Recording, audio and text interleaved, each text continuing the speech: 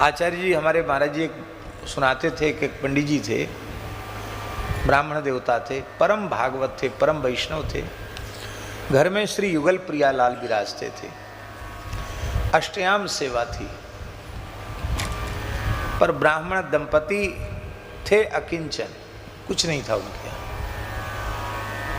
तो बस पद गा लेते, भाव मानसी में कर लेते, और सेवा पूजा में तो वही रूखा सूखा। तो मन में आता था कि अरे हमारे भी सामर्थ्य होती तो ठाकुर जी का बढ़िया मंदिर बनाते, बढ़िया कुंज बनाते, सुंदर चांदी की झारी होती, ठाकुर जी का सुंदर मुकुट होता, ये सब भाव मन में रहता। कभी हम भी 56 भोग धराते, लेकिन क्या करें, सामर्थ्य नहीं है।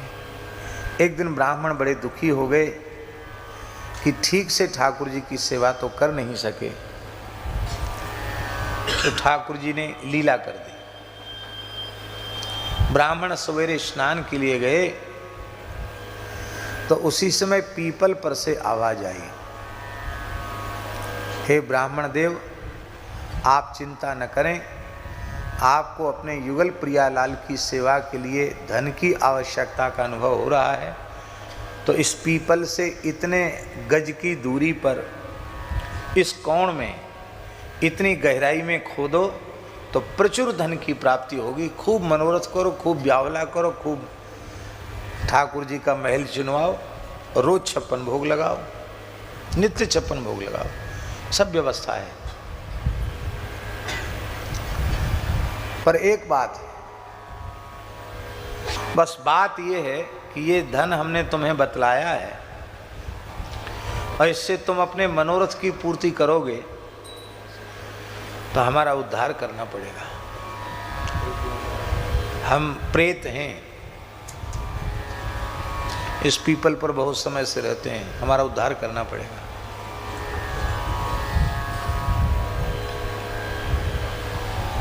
तो कैसे उद्धार होगा तुम्हारा? हम तो कुछ जानते नहीं, कैसे होगा उद्धार? तो उस प्रेत ने कहा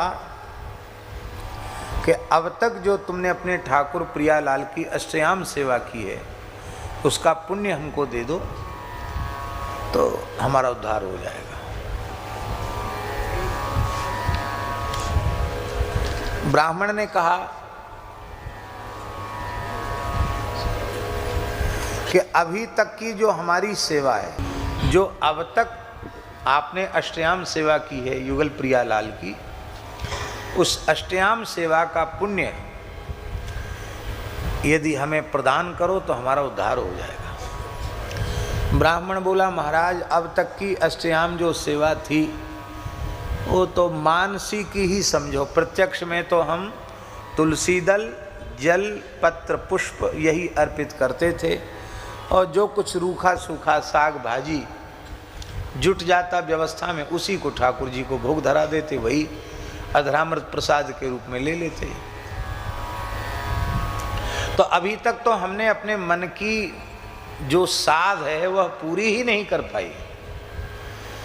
अब व्यवस्था जुटाई है ठाकुर जी ने आपको प्रेरणा करके, तो सुंदर महल बनवाएंगे, राग भोग की व्यवस्था करेंगे, सुंदर समाज होगी, कीर्तन होगा, नृत्य करेंगे, और ये जितना पुण्य होगा वह सब तुमको ही मिलेगा, क्योंकि व्यवस्था तो तुम जुटा रहे हो, हमारे पास तो व्यवस्था है नहीं। हमारे यहाँ कहावत है बाबा साधु में कि जिसका चून उसका पून, साधु को पाप न पून। पुराने संतों की कहावत है, जिसका चून उसका पून और साधु को पाप न पून। तो सब तो तुमको ही मिलेगा, राग भोग की सारी व्यवस्था तुम्हारे द्वारा हो रही है। वह बोला नहीं, सारी व्यवस्था जुटने के बाद का पुण्य हमको नहीं चाहिए, हमको तो अब तक जो सेवा की है उसका पुण्य दो। ब्राह्मण समझने लगे कि इसका मतलब ये अकिंचन भाव की सेवा की महिमा अधिक है। बोले भाई पूरा तो नहीं दिया जा सकता, 1 वर्ष का दे दो, 1 वर्ष का भी नहीं दे सकते, 1 महीने का दे दो पुण्य, नहीं दे सकते। 1 अहोरात्र का दे दो, 1 अष्टयाम का पुण्य दे दो, नहीं दे सकते।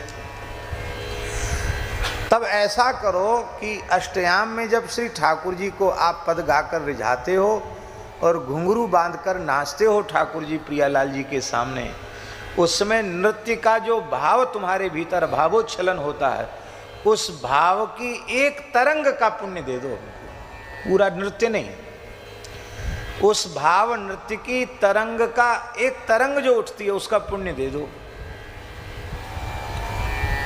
ब्राह्मण बोला, महाराज उस नृत्य में क्या धरा है, एक से एक नर्तक और नर्तिकाएं हम बुलावेंगे और वो सब आप ठाकुर जी के सामने नाचेंगे, सारा पुण्य तुमको मिलेगा। उसने कहा कि सुविधा प्राप्त होने के बाद जो पुण्य है वो हमारे किसी काम का नहीं है, वो तो संसार में केवल मान बड़ाई पद प्रतिष्ठा देने वाला है, उससे हमारा उद्धार नहीं होगा और तुम्हारा भी कुछ नहीं बनेगा और हमारा भी उद्धार नहीं होगा। इसलिए अब तक अकिंचन भाव में जो तुमने सेवा की है वो पुण्य हमको दो। ब्राह्मण ने कहा, भैया तू यहीं प्रेम से निवास कर, हम अपने युगल प्रियालाल से प्रार्थना करते कि तेरा कल्याण करें, तेरा उद्धार करें। हमको अकिंचन भाव की ही सेवा करनी है, हमको जहाँ धन पड़ा है पड़ा रहेंगे, हमको धन की आवश्यकता नहीं है। और आकर के ब्राह्मण ने अपने ठाकुर जी का श्रृंगार किया और घुंघरू बांधकर अपनी गृहिणी के सहित नृत्य किया, रोने लगा, प्रभु आज आपने घोर अनर्थ से बचा लिया,